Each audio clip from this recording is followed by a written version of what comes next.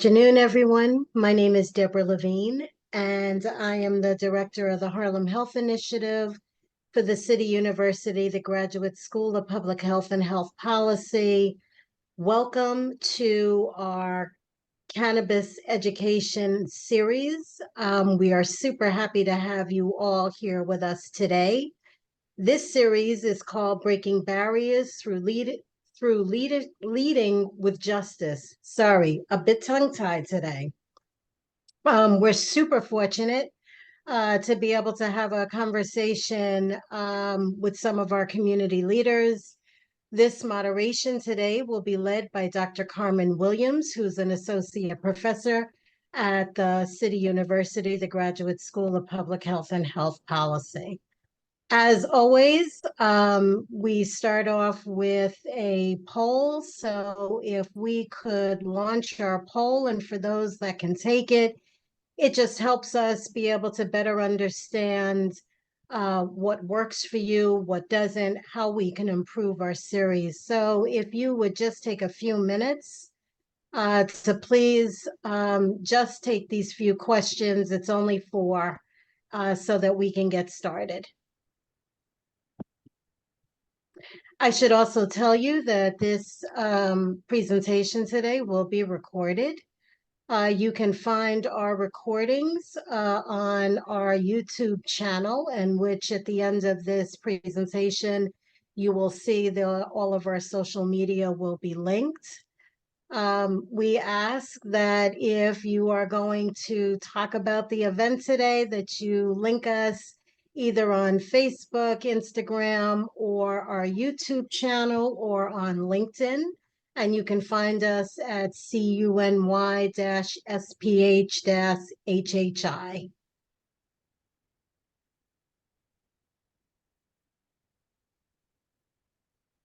We'll just give this a few more minutes and give people an opportunity to join us.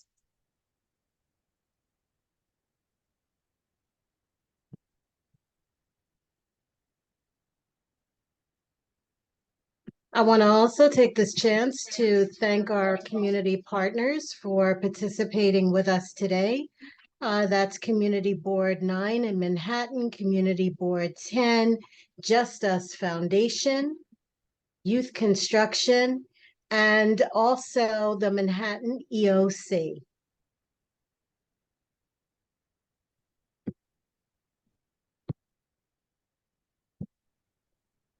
We'll give it a few more minutes.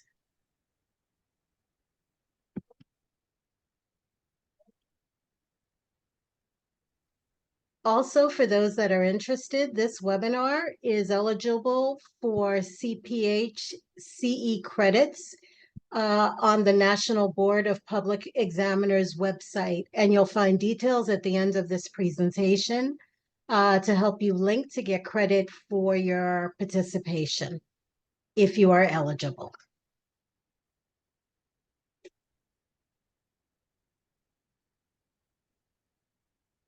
Okay, so while we're waiting for people to complete the poll, we'll move on to the next slide. So for today's webinar, please be advised, we're using the Q&A function. You can see at the bottom of the screen as it's indicated here. Please select the Q&A button on the bottom bar of your screen. If you don't see the Q&A button at the bottom of the screen, you can click the More button to find the option for Q&A.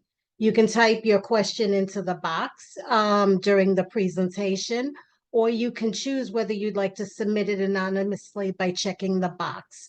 Only the presenters and the hosts will see your questions, and please be advised, we'll try to do our best to be able to answer all questions. Those that we may not be able to get to today, we will try to give you in a follow-up email when we send out the recording and the contact information. Next slide.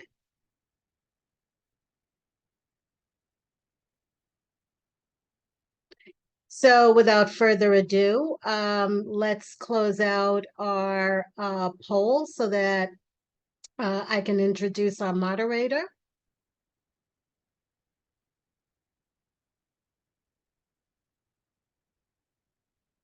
Priya, can we have the results?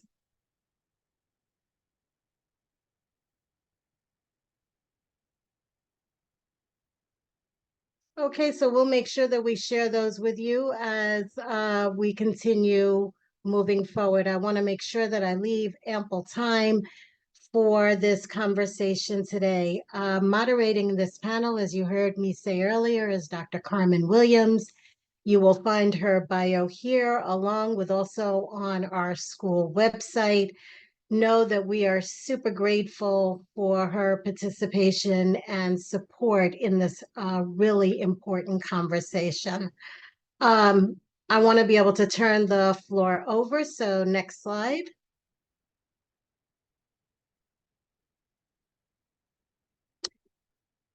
Dr. Williams, the floor is yours. Thank you so much, Deborah, and I'm very happy to be here. Thank you all for inviting me to be the moderator today.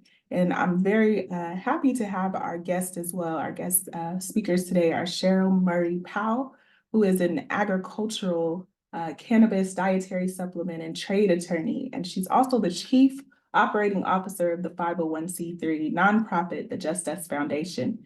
And I'm so excited for her to tell you more about who she is. You can also find more information on the next slide when it comes up. But today we'll have her presentation come up just right after this. And she'll talk about cannabis charges, expungement overview, as well as an introduction to policy and its impact on community.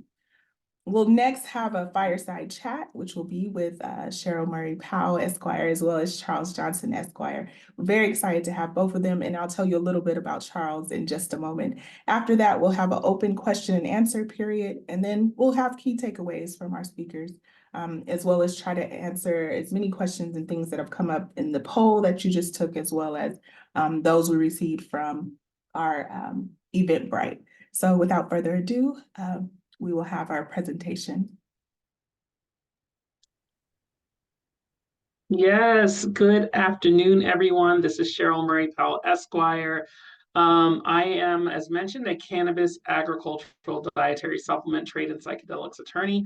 I've been practicing cannabis law for going on 8 years now, and I've legalized in 10 states. So I understand exactly where the state of New York is in their maturity with regards to this adult use market.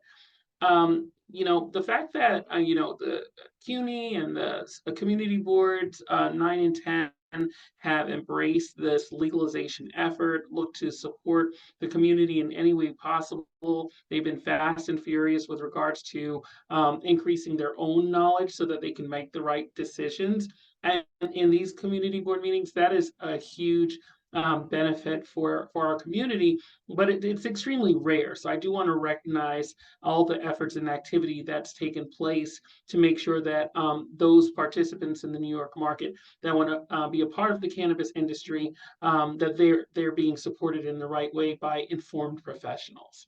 In addition to being an attorney, I do a number of things. As mentioned, I run the Justice Foundation. I resigned as COO, but I'm on the board and I still handle the operations for the organization. And the Justice Foundation is all about helping legacy operators, so individuals who have, hustled cannabis before, trafficked cannabis, making sure that as this new opportunity opens up, that they aren't left behind. I do want to be clear that there's a distinction between legacy operators and the new, opportunistic people who are opening up these smoke shops and, vape shops and things like that. They're two different things. The legacy person took the risk to preserve the cannabis genetics. They took the risk to help patients. They took the risk to facilitate cannabis commercialization, even though it was not legal at the time.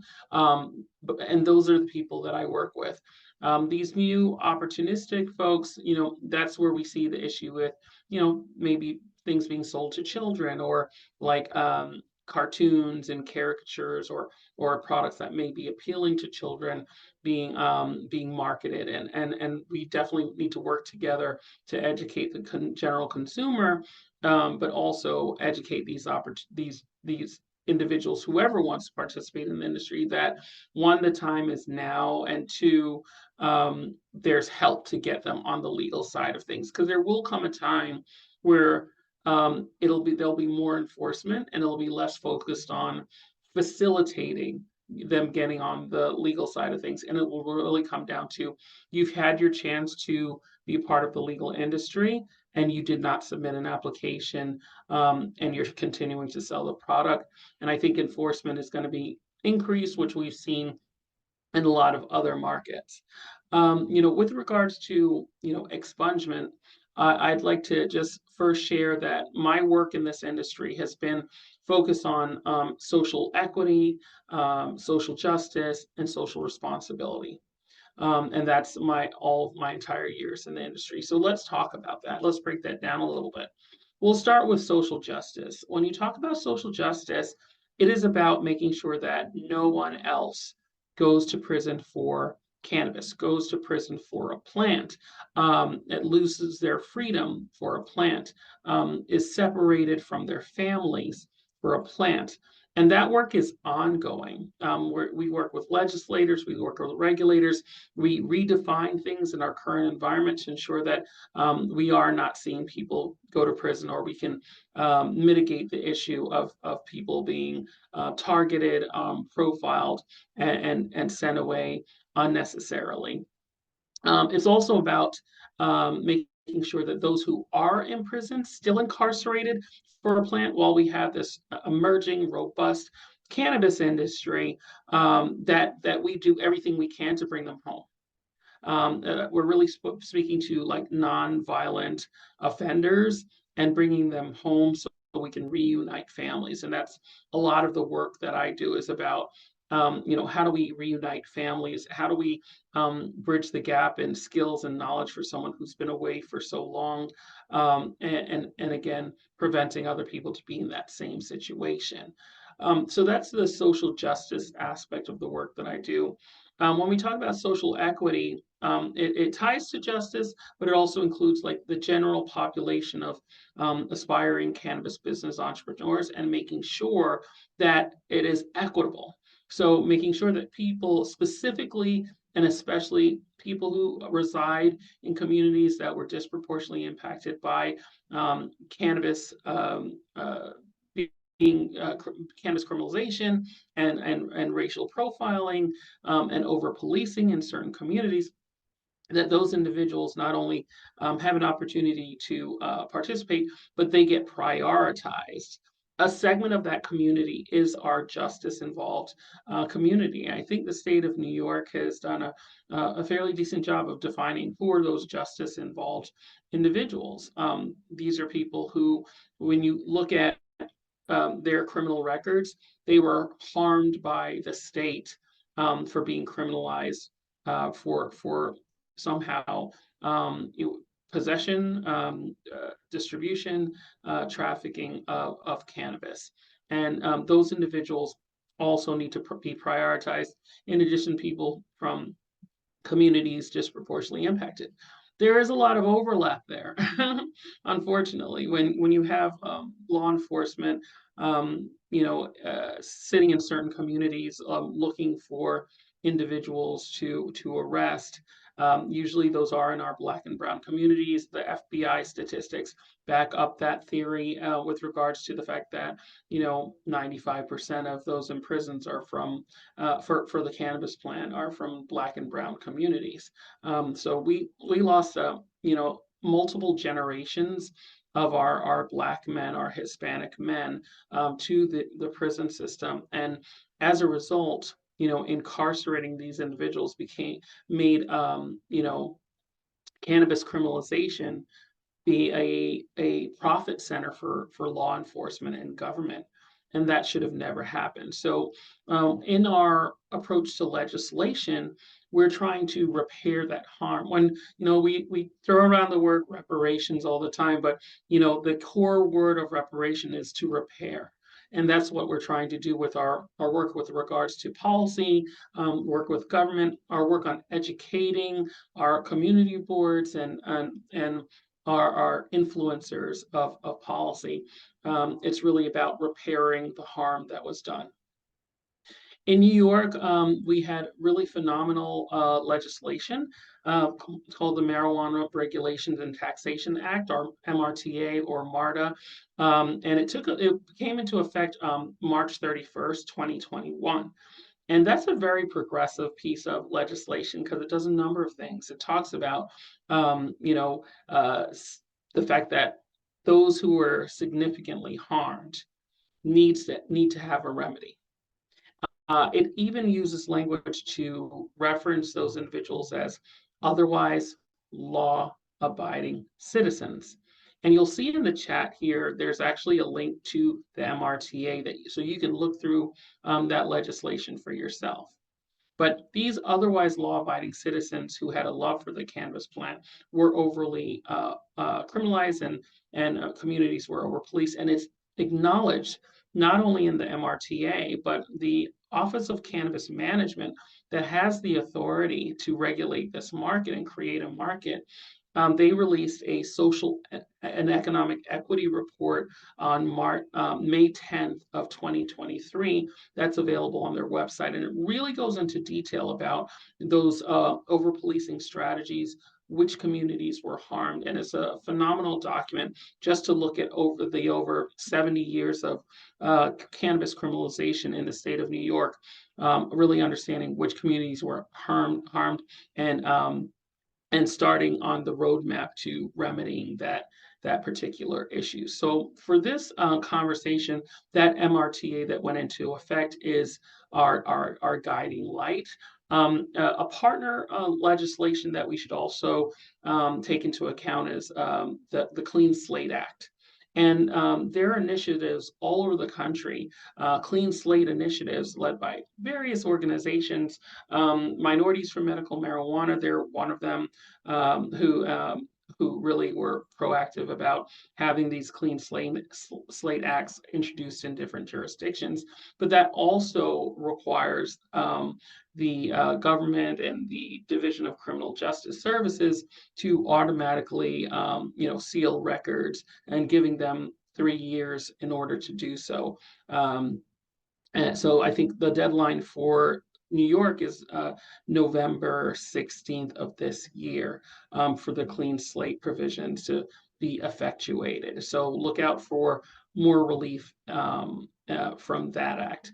So what does it look like when you have an proactive MRTA, which specifically references the expungement or sealing of criminal records related to cannabis? Well, you have one phase of automatic sealing of records, which is really helpful. I know there's many people who don't even know their records have been sealed. In fact, when I was working with our legacy operators through the Justice Foundation, and the first round of application was called the CARD, Conditional Adult Use Retail Dispensary round, and an opportunity for a license. And many of the legacy operators that I work with, they had to go get their records from the actual courts, and then it would have a stamp that said sealed on it. So let's talk a little bit about the difference between expungement and sealing. In New York State, it is a state which seals records more so than expunges. Expunging records means it's completely erased. In New York, it's still going to be visible to certain people, or if you're applying for jobs where you're going to have access to a firearm, law enforcement roles and things like that, they'll still be able to see your records. However, you can get a copy of your sealed record, but very few other people can. So in New York, what we do is sealed records, and when you request your records, you will see a red stamp at the bottom that says sealed if it's for one of the listed cannabis-related crimes. Unfortunately, with the criminality around cannabis, gun possession for whatever safety also goes hand in hand with it.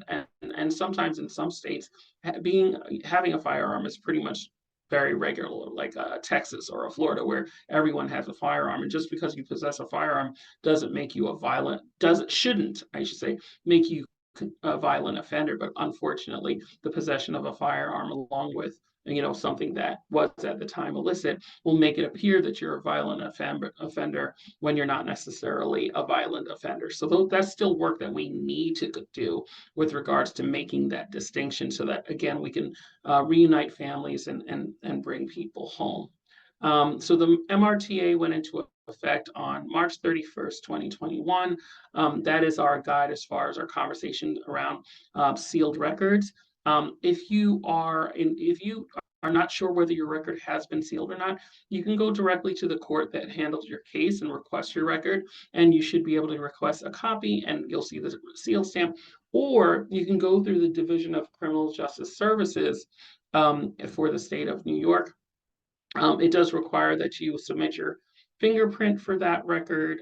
So that may be something that's uncomfortable for folks, but that's a good way to start, is really getting a copy of your record to understand whether your record has been sealed or not. And then you can do further inquiries, preferably with the help and assistance of an attorney. If not, there are a lot of nonprofit organizations that do expungement clinics and expungement workshops where they'll actually have lawyers on site. So they will proactively help you with the paperwork so that you can get your records sealed or expunged. But sealed is the appropriate terminology for the state of New York. So with that said, they're good people who have had to battle these labels for the majority of their lives. I want to just close out so we can think about how are people who have these cannabis related crimes affected in real life. So, one example is employment.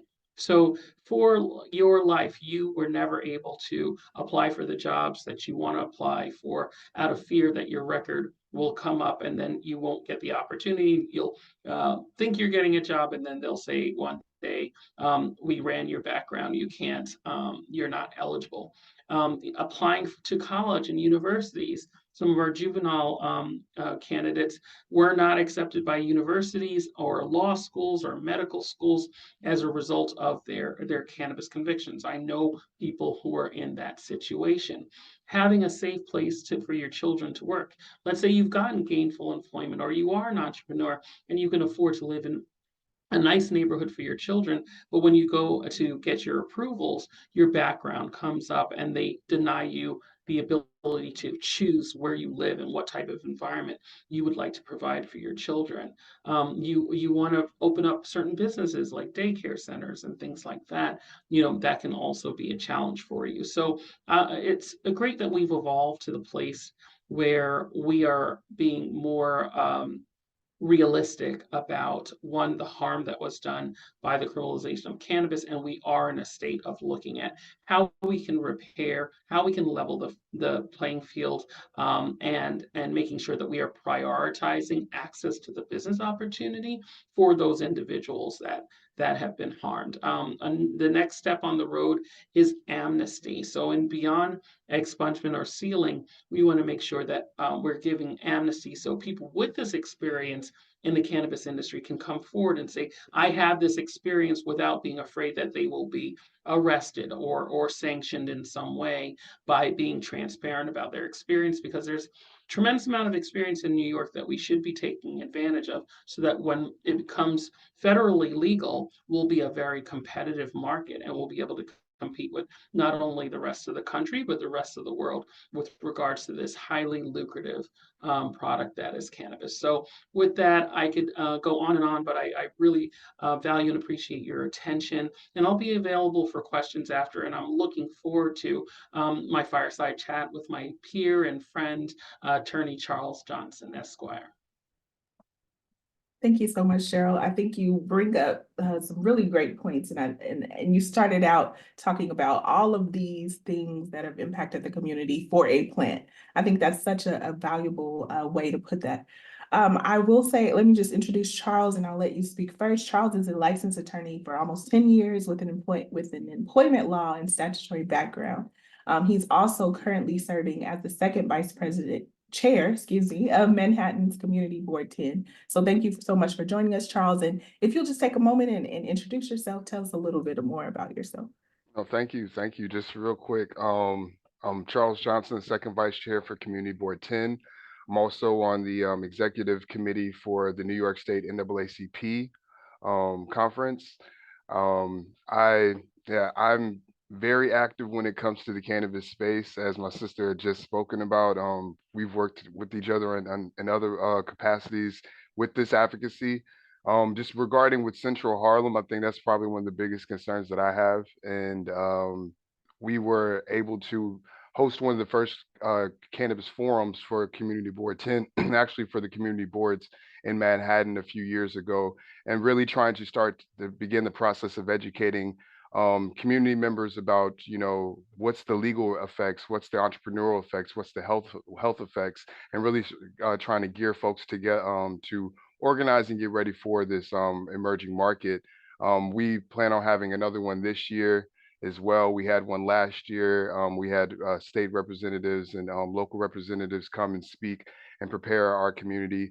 And I think we'll probably get more into this later on though, but I think now the next push for as far as community boards is really to continue the education aspects of it, understanding the policy pieces of it, but really collectively figuring out how we can address the smoke shops in this in our city and in our state.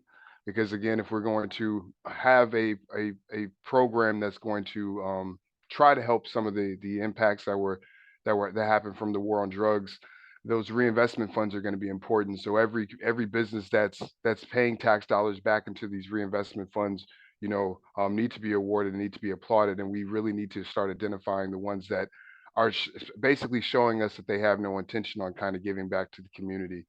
But I'll wait for that. But anyway, that's just my quick introduction. Thank you guys for having me here. Appreciate CUNY and CB9 too. We definitely be looking forward to working together in the future. But that's all. Thank you.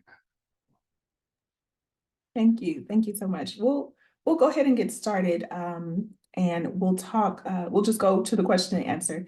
And so the first question we have is, in New York, the clean state rules, it says they do not apply to all jobs. Specifically, there were certain ones that were excluded that had statutory access to the fingerprint file. The question is, wouldn't this almost exacerbate the difficulty for the individuals with records because it applies to only certain instances in their criminal record, so to speak? It isn't necessarily clean.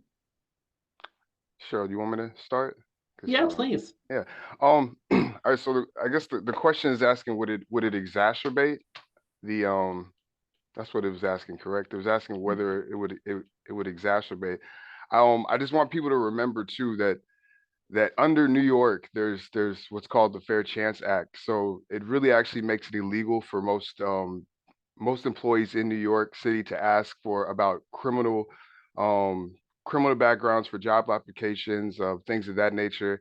Also 23A too, where employers they may not discriminate against applicants with one or more criminal convictions unless the conviction directly relates to the position, or if the hiring applicant would place I guess unreasonable burden or harm if they were hired. So again, we have to remember this, the Clean Slate Act and actually reviewing criminal backgrounds and things of that nature, there's a slight tweak, because if you have a background, for instance, or if you had a criminal history where it comes to sexual assault towards children, it would be well within the employer's right to actually, look do a background check regarding that. My only I guess my response to that is I don't think it necessarily exacerbates it. I just think that it puts into perspective the type of jobs and the type of employment that individuals should be seeking,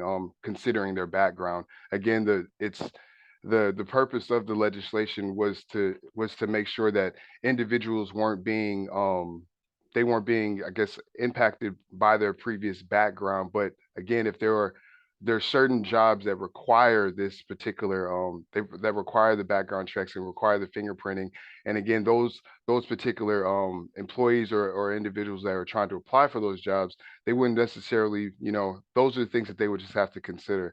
Cheryl, I'll let you respond, because I kind of feel like I touched it, but I want you to jump in on it a little bit Yeah, no too. problem. I'm happy to jump in. I think you're absolutely right. I think when you talk about the law, the objective is to be progressive. And I believe that this is progressive legislation. Is it perfect? Not much is perfect when it comes to legislation because you can't please everybody all the time. Is it has it been well thought out, and um, was it aspirational with regards to giving more access, equitable access to employment and business opportunities, housing opportunities to community that had been harmed? That was the objective, and I believe it accomplishes that objective. There's always a balance when you're talking about remedying some of these harms, because you want to make sure that you don't detrimentally impact the safety of the community overall. And in doing so, I think you take multiple bites of an apple to get to where you want to get to. So the Clean Slate Act is extremely, and the MRTA, extremely progressive, a role model for other states.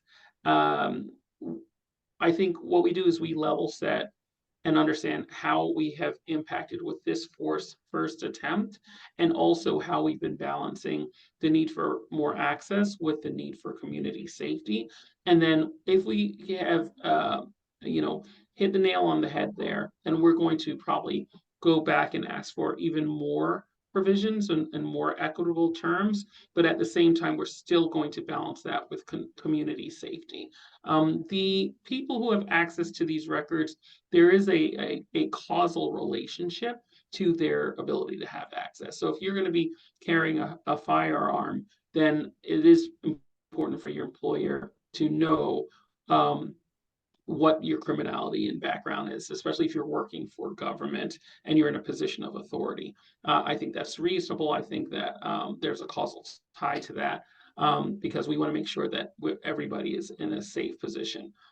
For every rule, there's an exception, right? So we're thinking of that person that was described in the MRTA as the otherwise law-abiding citizen. And that's who we had in mind when advocates championed for this legislation.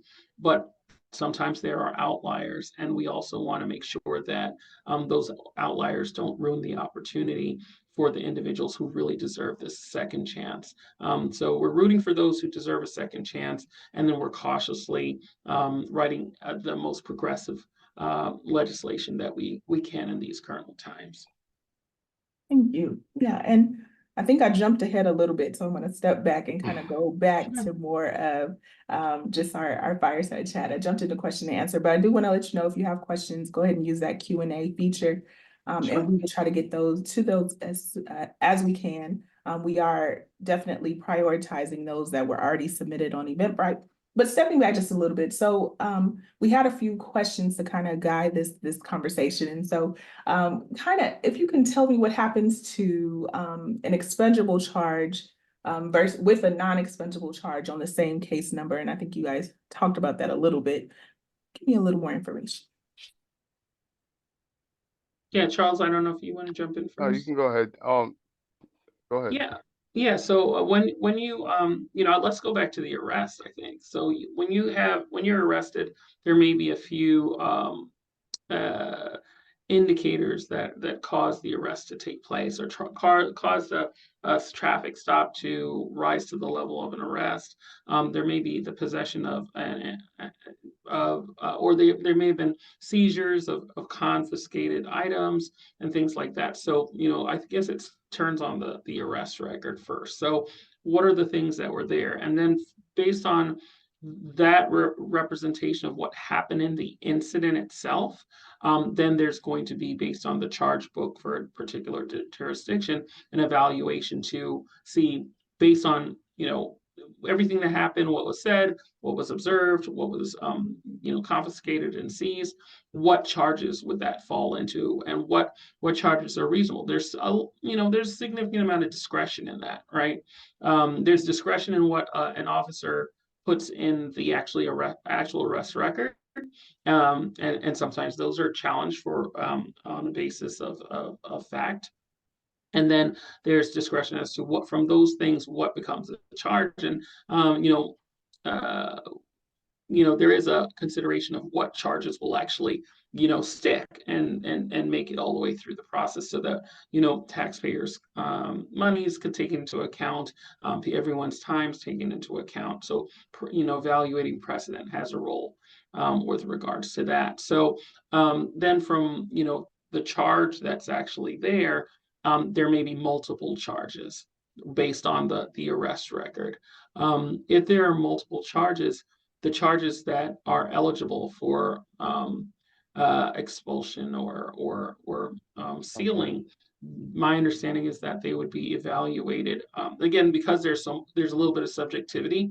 They'll be evaluated as far as which ones are eligible for being expunged or sealed. The challenge that we have at that point is language. So, if you're looking at an arrest that happened, 1980s, 1990s, right? And or even more recent than that. But the language, so possession of a controlled substance, that doesn't give you a lot. That doesn't tell you it's a cannabis charge. That doesn't tell you it's a marijuana charge. It just tells you it's something that at that time of that arrest was considered controlled. So there's still another layer of work that we may have to do with regards to where it's very ambiguous whether marijuana was involved or not. Um, and then determining additional people that may be eligible for this type of forgiveness, let's say. And then there's a lot of the plea deal activity that happens. So, if you took a plea deal for a a certain charge, but it stemmed from that marijuana arrest, it can be a little muddy and messy, even if it when you're trying to apply for priority for a license. So for some of my clients, they're like, oh, I got, arrested for loitering, but it was actually a possession of marijuana charge. Well, at that point, we're like, hey, you better like upload your arrest record, which shows the marijuana was there, in addition to the court records, which only references this loitering charge. And the Office of Cannabis Management has been really great about saying if you were, charged with something, but it stemmed from marijuana related offense, we're still going to give you credit for being justice involved. So it's not a black and white situation. There are many shades of gray, and the change in language over time has been challenging for us to overcome with regards to identifying like who really is eligible for these reparative strategies for people who had marijuana-related offenses and therefore are eligible for benefits in our current times or eligible for expungement of their records. Yeah, I agree with you on that, Cheryl. I think the biggest challenge would be the language, because I think a lot of people, when you hear clean slate, and there's so many terms of art that people hear and they just kind of cross over. So even with clean slate, some people they hear clean slate and they just automatically, associate expungement. And the clean slate only allows for sealing of records after a period of time, as mentioned before, and not expungements. And that means that what will exist can only be viewed under certain circumstances, and this is what Cheryl was pointing out earlier. And additionally, like I said, the Clean Slate Act, it won't seal the records for individuals who are required to register as like sex offenders or anyone who's been convicted of a crime where a life sentence may be imposed. Like there's nuances to it though, but again, I do think that the language is going to be probably one of the bigger hurdles, because as you can see when you're talking about the different levels of whether misdemeanors to felonies, also when you're talking about individuals who may have been picked up in New Jersey or picked up in another state for something or whatnot, and then there were some charges that were connected from New York. I mean, it's all types of things that have to be nuanced though, but I really do believe that the language is going to be one of the biggest hurdles. But that's typically expected though when you have some litigation or you have legislation that's new. The language is always going to be tested, and that's the reason why we're able to ratify and adjust and amend language if need be. Thank you. That's great. Shifting just slightly, and I know through you all's conversation, you've already talked about some of the community changes that will make, like, bringing families back together, eliminating the pressures that come with employment and different things in housing and things like that. And so I'm gonna go to you first, Charles, if you can just specifically speak to what this means for the Harlem community and the workforce there.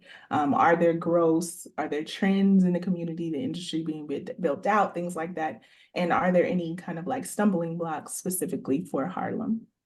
Yeah, so just to go to the first question as far as what this means for Harlem's workforce. I mean, as you all may or may not know, when it comes to Harlem, I think as far as back to 2021, the AMI for Harlem was $47,900. Harlem also has, I think it's 29% of Harlem residents are below the federal poverty line. And that's the second poorest in Manhattan. We're talking about Manhattan, that's supposed to be, one of the richest, areas in the country, type of thing. So for the workforce, for especially particularly with CB10, but I wouldn't even just say CB10, I would include just Harlem in general. That's including 9 and 11.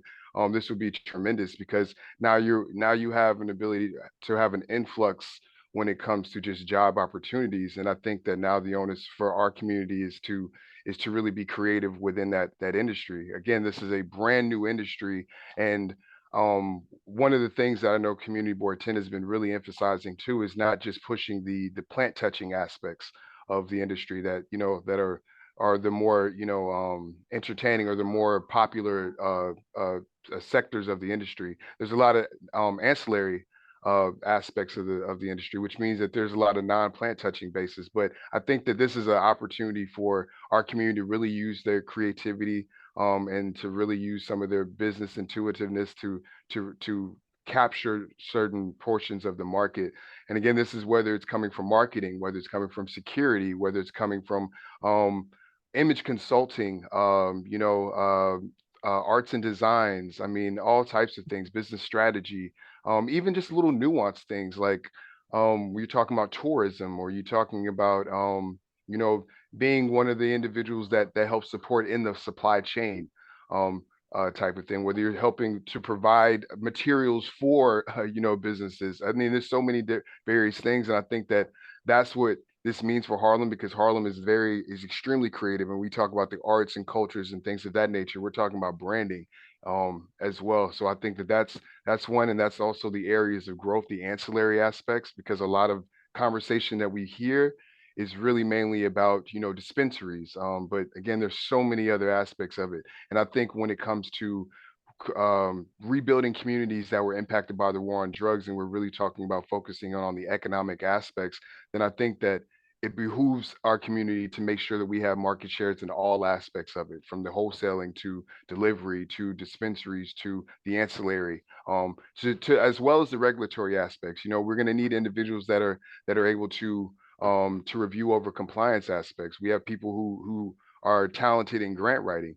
We have community investment grants that are going to be coming in. We're going to need those individuals to help galvanize and organize the community. There was one of the other things you were saying as far as the stumbling blocks. I think one of the larger stumbling blocks, well, one of the main stumbling blocks, is there's multitude of them, but I think one of the major ones is always going to be education, because I think personally, when we were starting the campaign of educating our community about MARTA and about what's actually going to happen, there was a lot of misinformation that was going out. There was a lot of conflation when it came to the heroin epidemic and what's actually going on with cannabis. So I think that educating ourselves about understanding that there was a governmental ploy to miscommunicate the war on drugs, and they use this particular drug to incarcerate Black and brown people. I think that that's one of the biggest things, is just the education aspect of it.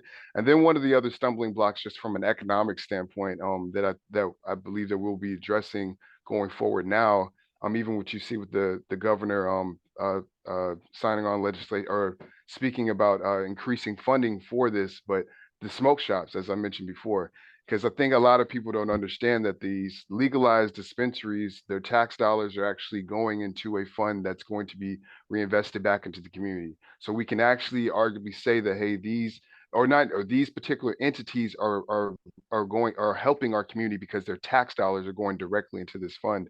These smoke shops aren't doing that. And Cheryl had mentioned before too, there's the distinction between legacy market and smoke shops. And I want people to really understand that distinction, because the smoke shops, in my opinion, are just taking advantage of what's going on. They're trying to take a quick cash grab, in my opinion, because they're taking advantage of a gray area or window when legalization is happening. But also, just from a community perspective, I feel that if you have a business or a smoke shop that's in your community and they're selling, this is also opening the doors to children, because it's been known for that they're being sold to children, as well as just the actual cannabis that's being confiscated has traces of metal and on all types of things that wouldn't qualify for it to be legalized, regulated marijuana.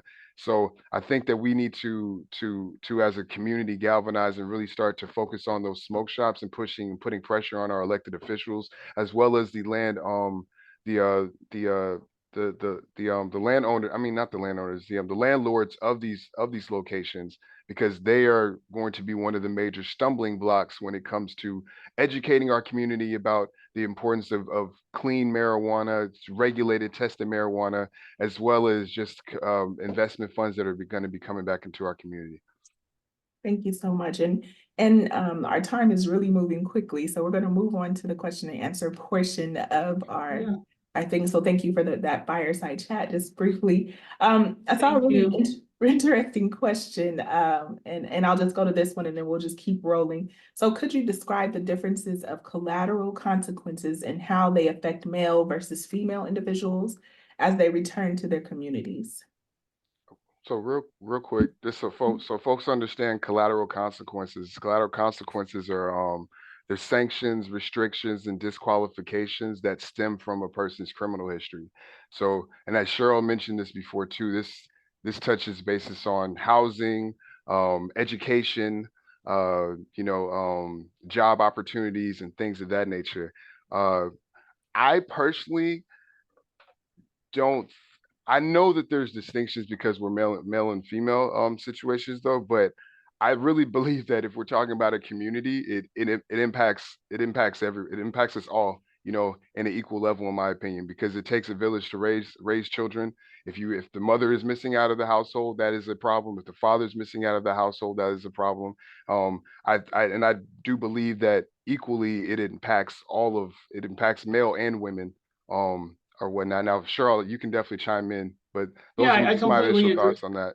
Completely agree with you, especially when you think about the generation that has the people who are incarcerated are, sandwiched between two generations typically. So then let's talk about the senior community, the elders that don't have their children to take care of them as they age. They're left very vulnerable, dependent on people who may not have their best interests at heart, forced into institutions because the person who would have been able to gain a livelihood and been able to take care of them and cares for them is away. So you have that generation. Then you have the children, as Charles referenced, where we'll see molestation issues, incest related issues, just inability to have a safe place, safe shelter, and things like that. Similar for what was a two-income household turning into a one-income housing situation, and the decisions that are made by vulnerable women as a result of economic challenges that also puts the children in a vulnerable situation and makes the women vulnerable. So I don't see a distinction. I think it's something that we need to repair as a community so that we could build up the I'll speak specifically to the Black household, the Black family, that nucleus, that unit, and really because for some it's been so perverted what that means because of this issue, because of the targeting of the Black and brown community. We actually have to redefine and present new examples of what it means to be family and what it means to have safety in family. So I think there's a lot of work that needs to be done, and it's going to take funding. The other thing that I want to say, even as we close out the fireside chat, is we need to take advantage of these clean slate laws and encourage people who did not go to school to enroll at CUNY, to enroll in higher education, now that their records are clear and they're not going to be discriminated against by the academic institutions. I work very hard to create more Black lawyers, and that is really what's needed. We need Black attorneys that can explain information and defend and protect and empower. So if there is someone who is in this situation, please encourage them to pursue higher education so that they can contribute in a new, more informed way to their communities. And just real quick, just to add on the last part that Cheryl mentioned too, it's important for them to do that, to get involved in the academics, and to be out in the communities too, because you have younger individuals who will be looking at them and they're serving as inspiration. That's the last thing I really wanted to share, because I'm 100% with you on Cheryl with that. And because when people see that, like even for me, for instance, I became an attorney because I literally saw Johnny Cochran on TV and I was like, oh, there's a Black guy that's an attorney. And then looking in, seeing Thurgood Marshall, and when you see people that that look like you, that are in these spaces, it does wonders. And I think that when we're talking about collateral consequence, and we know that it's impacting so many people. I mean, we had, what, in 2020, the civil rights, the Commission of Civil Rights, they did a survey. I mean, did a study, and I mean, we're talking 70 million people in this country that have been impacted by this. So, but when we're talking about our community, if they see that, then that could serve as inspiration and motivation to let them, to help them do something with their lives too. Wonderful, thank you. And we talked a little bit about community, and I know there's so much more we could say, but there was a question about how will policies like automatic expungement, the Clean Slate Act, affect the criminal justice system, and specifically the role of police, attorneys, and court and correctional officers? Well, from my understanding, it's not going to really affect NYPD per se. It's going to really be what is it? The Office of the Office of Court Criminal Justice Administration. Service? No, I was thinking the Office of Court Administration, for instance, for like the clean slate stuff and sealing records. So it wouldn't be something where like NYPD would have to deal with it. It would be more so from other offices in that perspective. That's what I'm thinking about the clean slate. Cheryl, what do you have to say? I think it does impact. I think what this opportunity that's being presented is to again, redefine and recreate the relationship between law enforcement and Black community. There's that relationship has been severed, whether it's an officer of color or not. There is fear, there's trepidation, there is a mutual distrust, right? So I think it encourages us to step into each other's shoes a little bit more.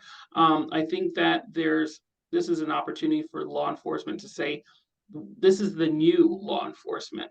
This is the new serve and protect. We are not here looking for you, waiting for you to do something wrong. We really are contributing parts of the community.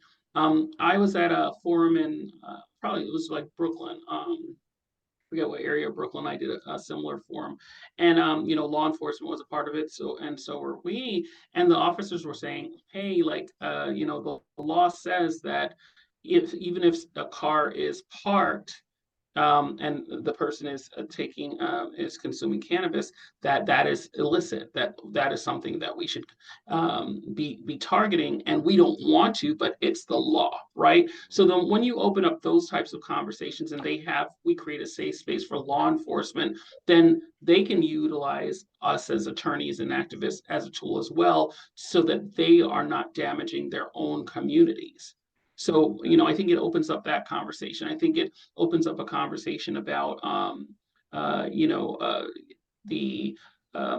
the criminal justice system overall, and state attorneys and prosecutors and the decision making that prosecutors make as far as whether to charge or not to charge. What is criminal? What's criminal? What's not criminal?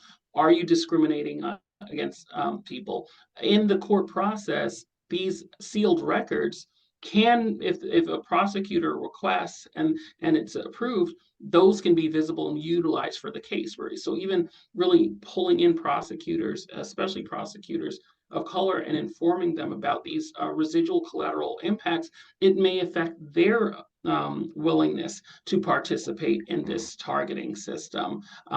Prosecutors should not be rewarded based on wins. Prosecutors should be rewarded based on impact to community. And there's an actual center in the university I went to, FIU Law has a justice center where they're actually doing that review of like prosecutorial misconduct, but also alternate ways of rewarding prosecutors and making them feel like they're high achieving and preparing them for promotion, where they're not being promoted based on the number of wins, because a win for a prosecutor does not necessarily mean a win for the community. So Absolutely. I think this opens up a lot of dialogue between very isolated groups of people that traditionally have been seeing each other as the opposition, where it's like, no, if we're all part of this community, how do we keep the community safe? But how do we start having conversations, relationships, and especially with the youth, so that they understand, I'm not your enemy. I want to see you go to college, even though I'm wearing a blue uniform. But this behavior, if it wasn't me, you would be in a vulnerable situation. So what assistance can I get you as a someone who is a law enforcement officer to prevent you from making this decision that could harm you for the rest of your life? That's where the true opportunity is, along with our nonprofit organizations also being informed and educated how to better utilize their services, and also having access, as Charles said, to the community reinvestment dollars that are coming from this cannabis plant. They need to flow through these nonprofits that have been holding our community down in the absence of parents for all of these decades. Just real quick, Cheryl, I 100% agree with you. I was just for clarity, I was speaking in the context of, I guess, proponents that argue that, oh, NYPD will be too busy sealing records and won't be able to keep Oh our, yeah. no, like that's not the case. It's the Office of Court Administration. But you are absolutely 100% correct. Even adding on to your point, that's why each precinct has what's called community affairs officers. And these are the type of officers that are literally designed to go into the communities and be speaking and being those liaisons. And I think that even the onus on community boards to create the platforms and the forums to where people can have a safe space to have these conversations. I mean, like you said, it does open the door for a multitude of partnerships and collaborations to address that topic. You're absolutely correct. Yes, thank you so much. Thank you both to our panelists, Charles and Cheryl, for speaking with us today. I know this is only like the tip of the iceberg. We just really didn't get to really get into it. But with our last 2 minutes, if you could just give us about 30 seconds of like key takeaways. What should everybody on the call listening to this, what do you want them to know? 30 seconds. Cheryl, you go first. Yeah, well, I think we need to deconstruct that term, the terminology criminal. I think we need to look at our responsibility for the situation that was created with regards to mass incarceration. In our churches, our church environments, have we been welcoming to those who have challenges and have needs, and I should say houses of worship, not just churches, our needs, or do we criminalize them? Are we the ones who are quick to call law enforcement instead of other service agencies? Are we open to the conversation about the healing and medicinal aspects of the plant? Like I'm big on self-reflection, and I think as we learn, when you know better, you do better, right? Maya Angelou said it, Cooper says it, and I think we're there. We're at the point where it's like there's tons of research. I mean, CARICOM, the Caribbean, all the Caribbean nations have done research. They had a whole project, and the outcome was prohibition did not work. Prohibition was extremely costly. Prohibition harmed our communities. So now that we know that, let's like take this, remove the scales from our eyes and look at our individual contributions to that, and change our behaviors, and really be welcoming to these returning citizens, because we're serious about bringing these people home. We're serious about reuniting families. So they are coming home, and we want to make sure that when they land, they're in a place that will help them heal their trauma, so help them acclimate to the new environment as far as what's acceptable, what's not acceptable, but also allow them to achieve their goals and be welcomed back into their community. So that's the work I'm here for. And I think it's a good news story. It's a story of victory. And we are the right community to do this reparative work, because we're so forgiving of others. But Yes. we just need to be a little bit more forgiving of ourselves and less judgmental of our own community. We're always there with the olive leaf when it comes to outside elements, but we need a little bit more of that restorative work, reparative work within community, and self-reflection on, I can admit that I did call the police on my neighbor. I can admit that I did call that little girl fast when I didn't know that both her parents are locked up. Let's do that type of work in community. Yeah, that's 100% agree. Yeah, accountability is one of the big things, and just yeah, I think the biggest takeaway I really want everybody to understand is the healing aspects. When Cheryl was speaking, it made me think about when I was chair for public safety, we hosted a reentry program right before COVID with the Doe Fund. And we had a panel where we had individuals who were literally a part of that reentry aspect, and they were just talking about the frustrations that they had when and putting in perspective too, when you're thinking about individuals who've been locked up for 10, 15 years, just the time period, the age that they went in and the age that they went out, there's a lot of emotional intelligence. There's a lot of things that lacks. And I think that empathy on our end, and really sympathy too on our end, really could go miles, because he was talking about just the simplest things as far as being able to articulate emotions, to his family. He's back at home and something's happening, and being unable to express true frustration, because he's been in an environment where the only way you express frustration is through violence and things of that nature. And then us, I guess, community not really being mindful or understanding that, hey, this is a person that's being re-entered into society. So just those little small things, and it really goes far just to be empathetic and just really to understand and just to ask questions, and then the accountability part too. And I think that if, as a collective, if we can start hosting or having more larger conversations about the healing aspects, about the trauma that we face here in our community, we could go far, because you can still see that it still impacts us. Even when I think our first dispensary in Harlem that was open on 125th, like when we had a forum regarding that, you could hear so much of the trauma from the past that hasn't been addressed. Instead, we just mention it, but we don't want to actually really kind of dive in and dissect it, and then talk about our parts and played in it. So I think that that's really the biggest thing, is just healing, education, and the accountability part, and then creating these spaces on larger platforms for our communities to be able to talk. Thank you. You all are fabulous. I have learned so much in this last hour. I hope we can extend the opportunity for you all to come back and keep us updated.